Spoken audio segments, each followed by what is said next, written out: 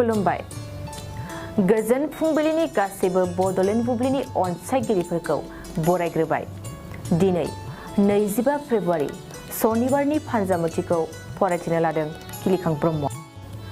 फानजामुथिनि गिबियाव दं मेष राशि।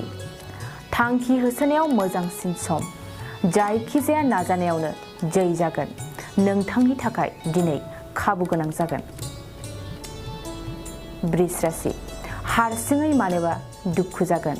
बिसि फिसानि जेंनायाव उनदाहा खालामनांगोन। दुखुजों समखौ बारहोनांगोन। मिथुन राशि। मोजां सान, हरखाब माबा मोनसे मोननो हागौ। लटारिफोर जायोब्ला खाफाल जुफिनायनि मिजिंथिया बांसिन। कर्कट राशि। सोलोंथाइ लानायाव मोजां सम, मोजां सोलोंथाइ लानो हानायनि थाखाय बान्था मोननो हागौ। गोसोनि थुलुंगानाया बांसिन। सिंह राशि। न'खरनि रांखावरि आंखालखौ लानानै गोसो गाज्रि जागोन। न'खराव आंखाल नुजाथिगोन। दुखुआ बारासिन जानांगोन। कन्या राशि। दावराव दावसिजों न'खरा गुलुं गुजुं जागोन। जेंनानि थाखाय बिसि फिसायनि गेजेराव सोमोन्दोआ मोजां जानाय नङा। तुला राशि। मोनथावै बेसादखौ गोसोआ मोननो लुबैगोन। मालायनि मोजां बेसादखौ मोननो हास्थायगोन। गोसोआव लुबैनाया बारासिन जागोन। वृश्चिक राशि। न'खराव गोजोन खौसेथिया साग्लोबगोन। बिदा फंबायनि गेजेराव अनलायनाय सोमोन्दोआ गोख्रोंसिन जागोन। धनु राशि। माबा मोनसे दाय मावनानै गिनाय फैगोन।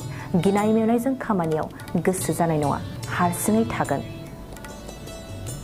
मकर राशि। बबेबा मोनसे जेंनाखौ लानानै गुबुनजों नांलायगोन। बिसि फिसायनि गेजेराव सोमोन्दो गावस्रालायगोन। कुम्भ राशि।